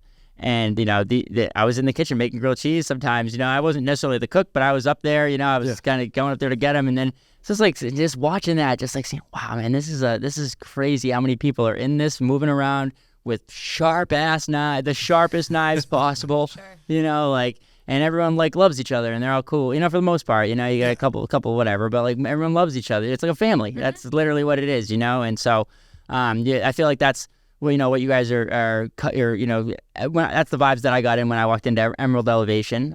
Is there something to the name? I don't really know exactly. We just kicked around a bunch of things in the beginning. Yeah, we talked about it for a long time. Yeah, it was. I don't really know how we landed on it. It just. I like it a lot. I think it kind of came from like a couple different things, and we just kind of married the two together, and then that's. I'm trying to go back to think of some of the ones that we were close on that we rejected. Yeah, we had some really bad ones too. Yeah. But like, I think Green Blossoms was one of the things, which is actually That's our LLC. LLC. Yeah. And it was just because, oh shit, we need a name just so we can finish filling this out. Yeah, I get that part. So my LLC is different than the name of than the Dr. BeeWell as well. Yeah. It's just it's all. Yeah, I'm so glad we're not Green Blossom Edible Company. That would. Yeah, I mean, it was just kind of. I think we just picked. We narrowed it down. It's like trying to name a kid. Yeah, it's hard. It is, man. And we wanted to have a name that would kind of reflect on what we were as a company. I think I had a delivery being dropped off the other day and from UPS, and that he was like, I thought it was like an elevator company, or like when stuff gets delivered to Green Blossoms, people think it's a Chinese food restaurant. Yeah. Oh, sure. Mhm. So I get that part, but it was, like the elevation thing, like you want to stay elevated, which is, one of the hashtags that we like to use a lot, to bring you to that next level that you're looking for, regardless of what type of that level it is that you're looking for. Right. Might be focus, might be creativity, might be relaxation. Yeah. Yeah, that's a giddy up. I like it. It's a vibe for sure, and I love like the design of it, and I like the double E. I think is really cool. Yeah, yeah. The logo and the design and stuff is beautiful on all your edibles. I think it's really great. So you guys built out you got your dual license, so your medical and adult use. Yes. You got, the move was to like many of us is to get started in medical and to create a market and kind of figure things out there and then to delve into create a plan to go into the adult use market. And the edibles that you guys created as chefs, I obviously have an opinion on them, and I think that they're amazing. And it's, I think that this is probably a little bit rare. Based on you guys being such a new company, but then you submitted some of your edibles to the NECAN competition in Maine. Was this the first NECAN in Maine? I believe. No, they did it in Portland at the sports arena complex, and then I think they used to do it at the Portland Expo as well. Okay, so maybe I'm just mistaken. This was the first one in Augusta. It was the first one in Augusta. Yeah. Okay, that's exactly. And I went to my first NECAN in Boston this year, and I had something going on during Augusta, so I wasn't able to go up to the main one. But it was, when I heard that, like I knew that a lot of people who submitted to these competitions. I heard about it through the grapevine and who was doing this, and you guys. You took, best baked goods and best snack chocolate bar. You came in first for the best baked goods, and best snack chocolate bar. You came in second place. Yes, that's pretty impressive, man. People have been making chocolate bars for a long time in this state, a long time in Maine, and so the fact that you guys were able to elevate, that quickly is impressive. And you'd speak about it a little bit because I actually got to have one of those bars. The cookies and cream, and it was the cold brew, right? So talk about that a little bit, if you will. It was basically, so we signed up to have a booth at NECAN. It was our first, event as the company. And our catalog wasn't as big as it is now. It was, much smaller. I think we had just kind of introduced a few of the new products, so it did get a little bigger than what we originally started with. And then we signed up, got the booth. We had our pop-up tent design from our designer and the backdrops and stuff. And we were like, we want to do it right. We want to go in there and give it our best shot and look our best and present ourselves as who we are as a company. And then I got an email and it was like, oh, the NECAN Cup competition. Like, if you want to enter, now's the time to enter and submit it and whatever. Any competition that comes in front of me, I'm like, let's do it. I'm like, hell yeah. And I'm like, I could give two shits about that stuff because I like flying under the radar.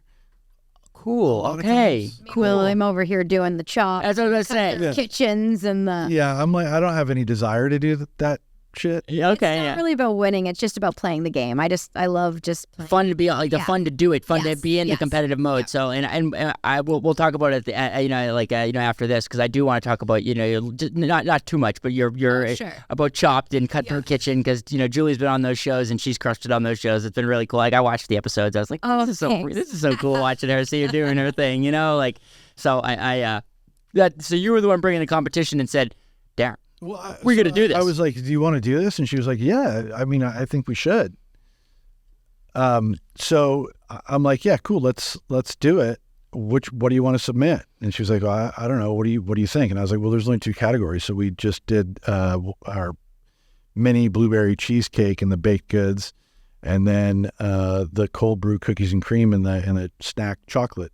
And it's really cool because the cheesecake recipe is actually the recipe that I use at Cure for our cheesecake that people love. So it's kind of running with a couple little tweaks. little tweaks there. But it's the base for it. So people will come in and, how's the edible company going? Like, what can we do? I'm like, well, first of all, you have to have a med card at this moment. And then you have to cross the border and go to try the cheesecake. But no, it's absolutely delicious. And now we've got 4 different flavors. Yeah. I gotta talk about the cheesecake. So I am like with edibles. I normally if I'm gonna get high off edibles, I'm gonna take my honey. Like that's normally how it's gonna go, unless somebody gives me some edibles and they give me gift me something and I get to try it and I'll definitely. But normally how that goes is I try it and I try it. You guys gave me all 4 of your cheesecake flavors. And I was like, okay, I'm just going to like try one tonight. I'll just try like the blueberry one tonight and like tried that and was like, holy shit. Nice. Like a half hour later, I was like, okay, I'm like pretty high, but like, I want more of that cheesecake. Like I was like, testing myself. I was like, okay, am I going to be able to withstand the, the cannabis here? Because I really want some more of that cheesecake. And so, man, I crushed those. I had 2 that night and I had 2 the next night. And it was great. The effect was amazing. Which I'm very, tuned into, and I'm very like conscious of because that's like what the whole reason I did the honey was because I was taking these edibles. Sometimes my heart would be racing out of my chest. I would be all fucked up. I'd be sweating like crazy, not knowing the dosage was wrong, whatever. So like I was very, the fact that you guys, what you're using in your products is high quality stuff. Like from not just from the cannabis side and from the food side, like it shows. You can tell. Definitely. Yeah. So that was. Glad you enjoyed it. Yeah, me and I guess me and the NECAN judges, everybody's loving the cheesecake. Yeah, I mean, I didn't expect anything. Like I was like, well, we'll just see what happens. I have no idea how many people submit to that stuff. Like it was all new to us. And then I don't remember which one they did first, which category. Was it? I think it was the snack. I think it was the snack one first. Yeah. Okay. And, they're doing the awards and then they called us out for the second place. And then the next one was the baked. And I was like, okay, well, if we got the chocolate, like we better fucking get something for the cheesecake. And then they did the third and then the second. I was like, okay, maybe that's it. And then they called us for the first place for that.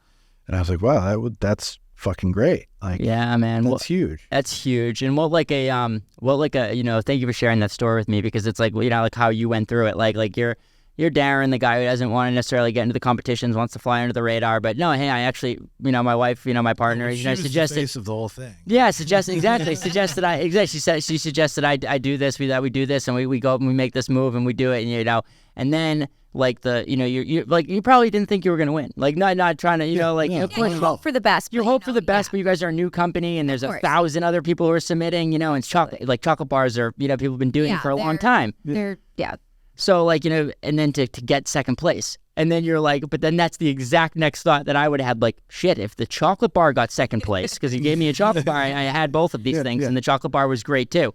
If I haven't gotten through that yet, because I think you gave me a 300 milligram one, which is a little bit, juiced up. So, I haven't made through that one yet. But so then for it to come, and you want to know what it tells me that the judges, it tells me that they were actually there's something they were in tune with what was going on. They weren't just like, sometimes I think of that stuff. It's like, that's a really tough thing to judge. Are they getting good judges? That tells me that, they were. Because the chocolate bar is really good. And then the next thing, the baked goods, the cheesecake is like, get the cheesecake, guys. It's a super affordable too. It's like a, low price point thing. You go into the dispensary right now. It's in a lot of the medical shops. Go on their website. I know that they have a locator on there where you can get, anywhere that is serving it. You guys can figure out, put in your zip code and go from there. Yeah. Or whatever it is. So the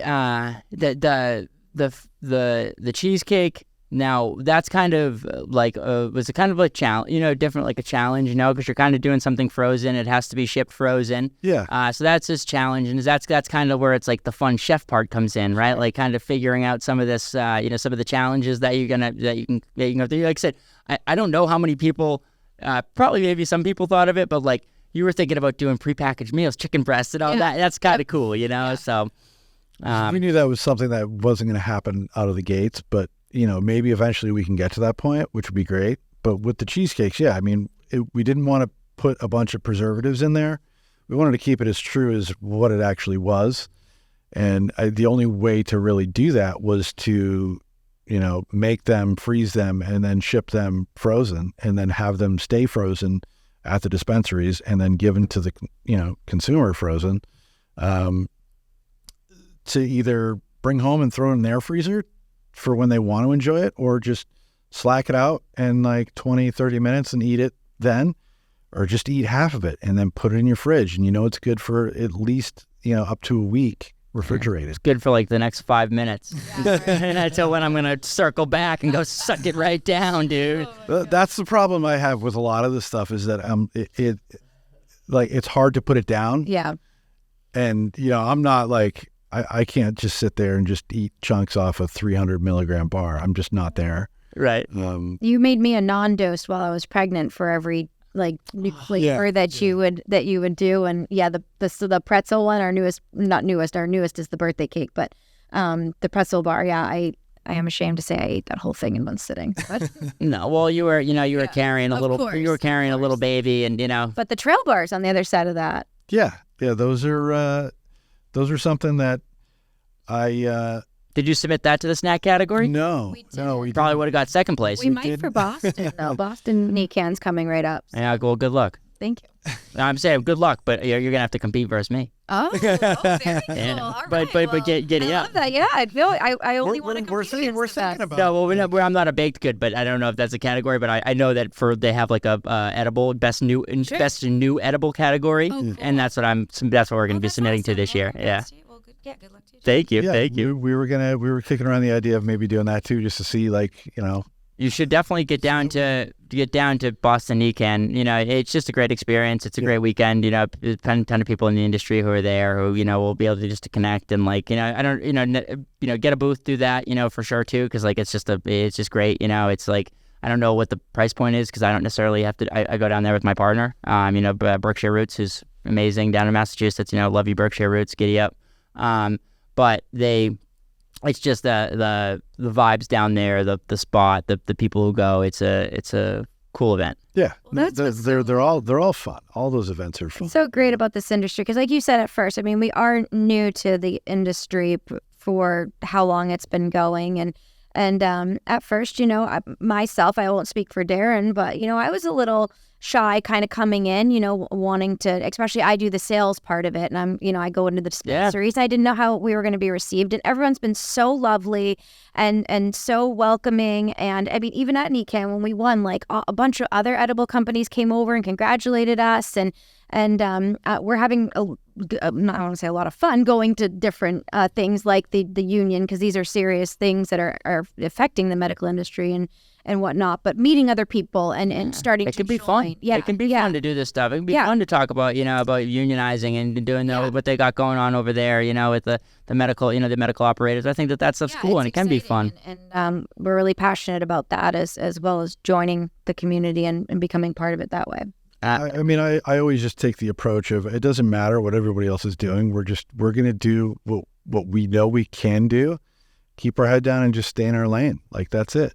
Definitely. I mean, and we've had a few people reach out that want to do some stuff with us, and we're like, yeah, absolutely. Like, let's do it. Like, I think that's great. When we can do collaborations on stuff, that's huge. One, it just builds relationships, and it kind of unites the community. And all too often, it's like, medical versus AU. But at the end of the day, it's all the same industry. Like, let's be honest. We're all trying to do the same thing. The restaurant scene used to be that way, so there's so many comparisons. The beer scene used to be that way, where like every beer company hated the next beer company. And then all of a sudden, boom, they're all doing collaborations. And it's like this brewery's working with this brewery on this one beer, limited release, and they're great, and it builds some kind of camaraderie in the industry. And I think that's kind of where the cannabis industry is going. I've seen it more and more, as we've, been involved in the industry. So Yeah, Maine's really cool too. Maine's really it's unique, and I don't want to say it's unique in the fact that like you're not going to get that in other places where their community isn't going to be there, because it is going to be there. Yeah. But Maine, it's definitely juiced up. It's really cool. It's a beautiful program here that's been created. That's been allowed. It's allowed for regular people to get into the industry and to grow the business from the ground up.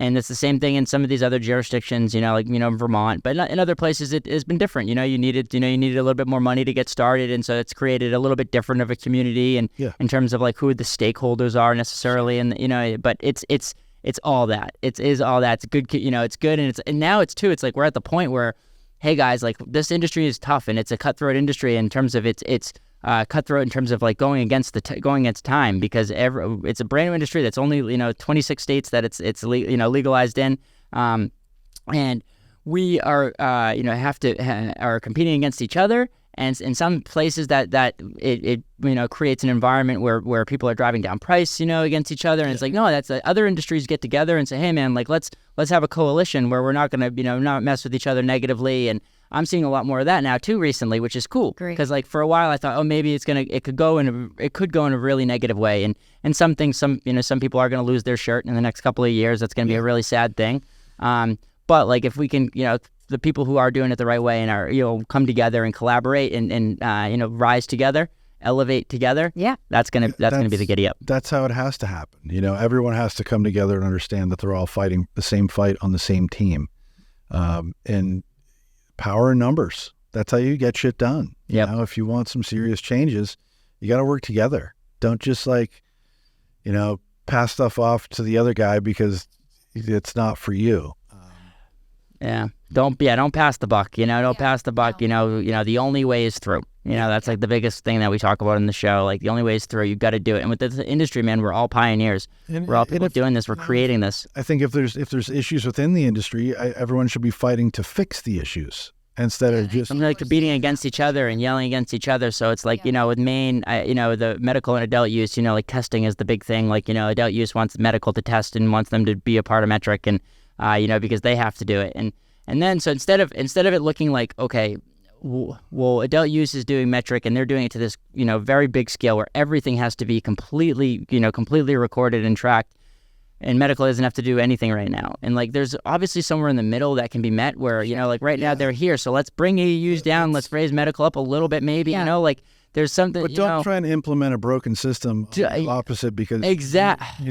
That's my problem with don't try to implement a broken system on the opposite side. Fix it and help people fix it. Don't just try to use it as a tool to say, as a political tool almost, to say like, hey, we're just gonna drown out these medical people because that's what we have to do it, and it's not fair to us, and we want to be able to compete with them, and we want to be able to compete. And it's like, no man, there's room for everybody. And let's talk about it together. Let's coalesce together and figure this out. Sacrifices may have to be made on both sides. That's understandable. Usually in a good agreement, that's usually how it goes. Sure. It's just, that's business. It's any kind of business. You have to do things that like you might not necessarily agree with or you think is a pain in the ass. Like, I mean, there's so many different examples, but even just in the restaurant industry, like there's a lot of hoops that you have to jump through in order to operate. Every state's different. Every town is different. They may have different regulations and different rules that you have to follow. And it's at the end of the day, it's just about like getting people a great product that you can stand behind and collectively work together to make it happen. Yeah. And don't, shove shit down people's throats because you're pissed that you have to do it. Like, fix the problem. We all know it's broken. Let's work together to try and fix it. Yeah, it's as simple as that. And like, getting the quality ingredients and quality and creating a quality product like you guys do with your trail bars, like you guys do with your cheesecake, like you do with all your other edibles, like you do with your chocolate bar. I do want to touch on the chocolate just like a little bit, because like, there's obviously a reason why, that not, to obviously your ability to create the process and in your infusion, technique and all that. But your what is the word when you're chocolating? What is the word that you're like when you're doing chocolate? The chocolaters, chocolatier. Okay, so to the chocolatier. So they that's what you guys are. You're almost like becoming that, and it's can you tell me a little bit about like the the difference in the product and like why yours might be a cut above compared to some other people? I mean, I've never ever considered myself a baker, ever, in the food sense. Yeah, right. Yeah. But like doing dinners and having to make desserts and just different shit that we're doing at an event or whatever it might be in the restaurant world, you have to do those because, pastry chefs are almost a thing of the past at this point. Like it's very rare to find a restaurant that has a pastry chef unless they're, next level Michelin star, like a 3-diamond, like they're huge establishments, that have stood the test of time. Like there you're going to find a pastry chef, but like a mom and pop restaurant, chances are you're not going to find a pastry chef. I mean, shit, it could be the dishwasher helping out make a dessert, Yeah. So it's just the chocolate that we use is the chocolate that I've used for an extremely long time in the restaurant world. And it's a very high quality chocolate. And, we use it in the restaurant scene because you're not using a large volume of it. It's just a little bit. It could just be a garnish on a plate. It could be in whatever it is that you're making. It wasn't really the showpiece. So you could afford to spend the extra money on a super high quality chocolate. So that's what we're doing, with the edible company. And we're just staying true to the chocolate. Just let the chocolate do what it does. We tried a ton of different chocolates before we really committed to this one, which in my mind going into it, I already kind of knew that that's what we were going to use. But you still did the due diligence. But we still had to do it. That's the giddy up. Just because, and do your due diligence. And you want to make sure that what you're going to commit to is readily available. And, chocolate's one of those things that you don't know what's going to happen in it. Especially with the market being so volatile. Yeah, it's comes and goes. Down, and we committed to this chocolate, and it gave us a little bit of trouble in the beginning, as far as getting the tempering 100%, because we went through, like I said, all these different kinds of chocolates, and we were like, okay, well, let's just do our basic 3, a white, a dark, and a milk. And I'm like, oh, there's so many different, dark chocolates out there, whether it's a 65% or an 80%, or like, just what are we going to commit to? And we went with like a 55 because I'm like, dark chocolate's not for everyone. But at least this one, I feel like everyone can enjoy. Mm-hmm. So it's not overly bitter. It's not super sweet, obviously, because it's a dark chocolate. It's somewhere in the middle. And I feel like with the majority of the people that are going to try it, they're going to be happy with it because of it not being overly bitter or too sweet. What is that? Do you know what that is? The percentage, like 80% what, 20% what? So we do a 55% dark chocolate, and it's just the amount of the cocoa. The amount of cocoa that's going in is 50. It's 55% dark chocolate. So is it just more than like, and you're not adding milk or like I don't. So yeah, you're losing the dairy. Okay. Each time you lower that percentage. So you can get a dark chocolate out there that has 0 dairy in it. Wow. Okay. So like 0%. Yeah. And that's what the percentage is. The percentage of dark chocolate in the bar. And it's going to be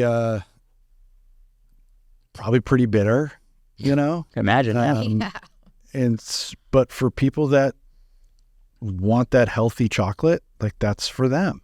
Yeah. And I think the white chocolate, we have a 33 and a 35. The milk chocolate, we've got a 30, or no, sorry. I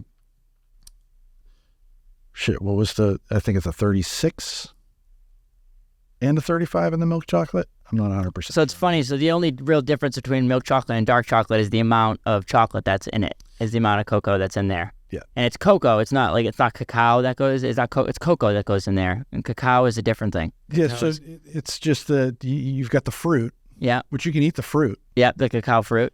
I've never actually eaten it. Have you? No. It's kind of, it can go one way or another. Okay. The flavor of it, I think, depending on the ripeness of it. Okay. It can either be a little sweet or pretty bitter. And Okay. It doesn't at all taste like chocolate. Wow. Okay. So I would like to get my hands on some and just kind of give it a shot. Yeah, that would be really cool. I would do that experiment with you. Yeah, I think you can get it somewhere. Like Yeah. there's a couple of markets where you might be able to buy it. Okay, cool. We'll have to do an experiment. We'll do it live on the show sometime. And then see how they vary. Yeah, exactly. Like, and that's the thing, because and you told me, like, your chocolate bar, it's crisp, it cracks. It's not like a Hershey's chocolate bar, which would like bend in the sun, right? Yeah, like, well, and that's just the tempering of the chocolate. That's the right? tempering. You've got to get the tempering right, and each chocolate is essentially different. And every time the environment can be different, whether the humidity's high or low, the temperature of the room is high or low. That all has an effect on the chocolate. So there's a lot to it. And I think if you just start with the quality ingredient, you're going to have a quality end result. Mm-hmm. Yeah, it's how it starts. It's like, that's my whole thing, right? Like, I use the quality ingredient, which is high quality honey that's sourced from the bees, that local honey, not the the bullshit McCormick's. It's not and it's also local cannabis. Local high quality cannabis. You put those two things together. You guys seems like you're doing the same thing. Down that path. It's so cool. So cool what you're doing. And the goal is just to keep to keep growing it, and to keep getting into stores and doing some events. I know we talked about that a little bit, and yeah, I'm really excited now that the baby's here and maternity leave's over. I'm going to be attending a networking event tonight, and I'm really, really active in the community as far as the restaurant industry. So I'd love to do the same thing on the cannabis side as well. So. Yes, I think that's a great idea. And now you're going to go to the UCAN networking event? Yeah, Mike invited us. Yeah, well, I invited you. Oh, you did? Oh, yeah. He took credit for it then.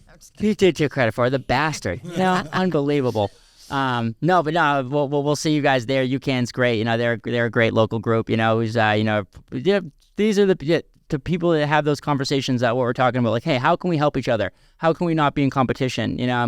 My buddy Kyle, he started that group. He's actually going to come on the show. He's going to talk about that and talk about what he's built, and you guys will get to be a part of it tonight. So that's really really cool. Wait. Yeah, it's gonna be awesome. It's gonna be great. They think that it sucks that sometimes I wish I could do like a live show so we could get this out there and get people to come with us. But that'd be awesome. look up for the UCAN. They do it once a month. So for people, you won't be able to make it to this one, but we'll be at the next one too.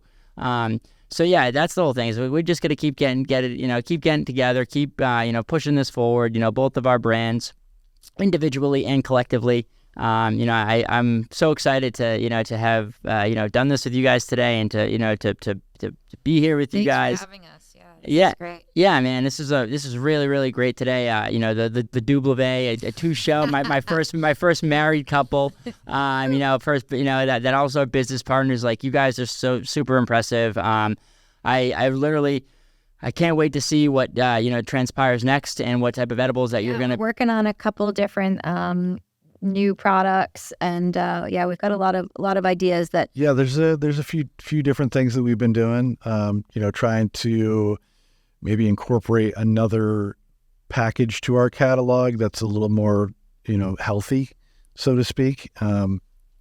It can only be as healthy as we can make it to an extent. There's definitely certain things that we have to do, like there's got to be some kind of fat in there to carry it. There's a lot of different logistics to it, as well as the packaging and making sure that it is shelf stable. That's another big thing. Yeah. But we're working on some other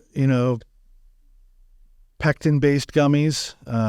I did a few way back in the beginning and kind of just put it on the shelf because I was like, let's get the other one nailed in, locked down before we bite off more than we can handle at this point. Because at the time it was just me, and then she would come down and help me do a few things here and there.